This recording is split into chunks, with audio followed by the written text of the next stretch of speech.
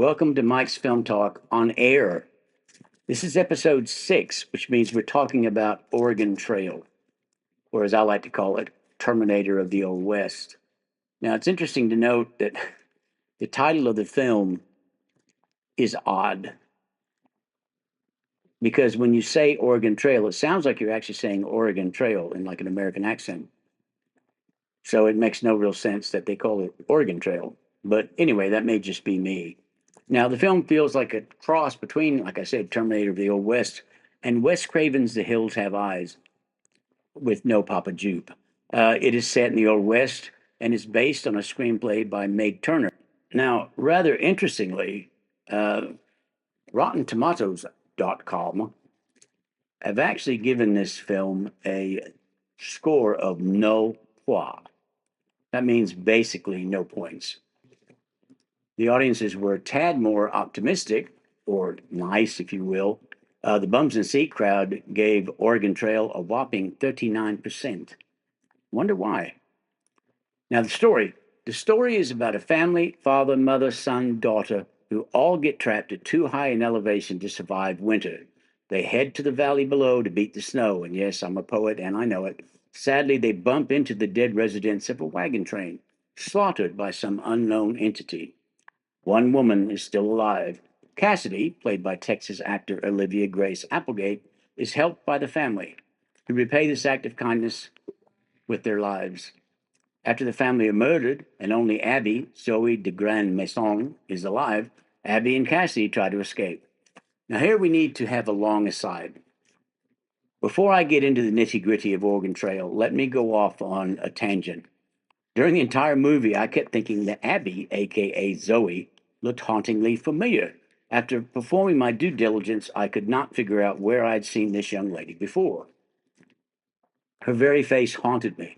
I knew without a doubt that this young lady had graced my screen before, but no, I'd seen nothing else she'd worked on. Then I spied my read list and found an old The Mick episode had been viewed. A light bulb went off over my head, and I searched for the IMDb listing for the show. Lo and behold, I found out why the actress looked so familiar. You haven't got the picture in front of you, but if you pull up the IMDb listing for the Mick, you will see a picture of an actor on the far left as you face the screen. Now, this guy and Zoe could be twins, or at the very least, brother and sister. After looking high and low, I could find no connection between the two.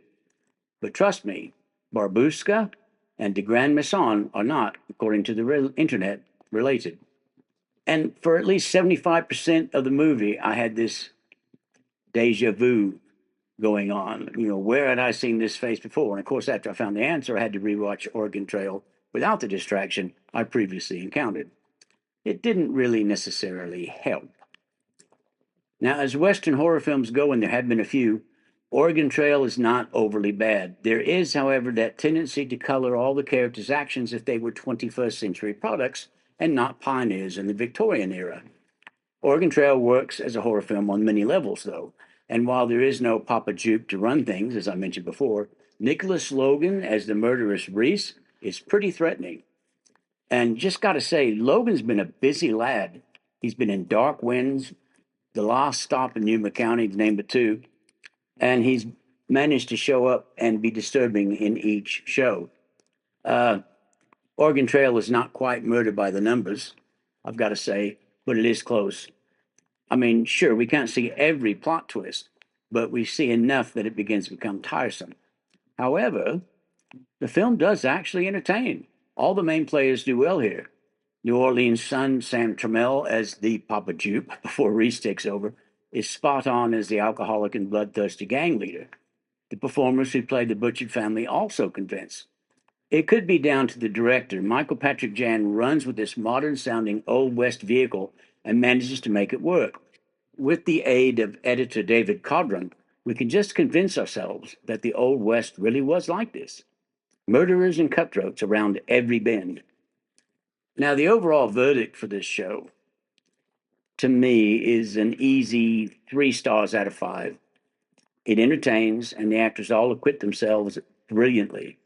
It is currently streaming on Paramount Plus, and it can be rented and bought on Amazon Prime. Check out the trailer. Go online, pick it up on YouTube, and you can have a look at it, and see what you think. Is it a hit or is it a miss? Well, that's me for this week and this episode. So, as usual, keep watching the movies and television and having fun. Bye.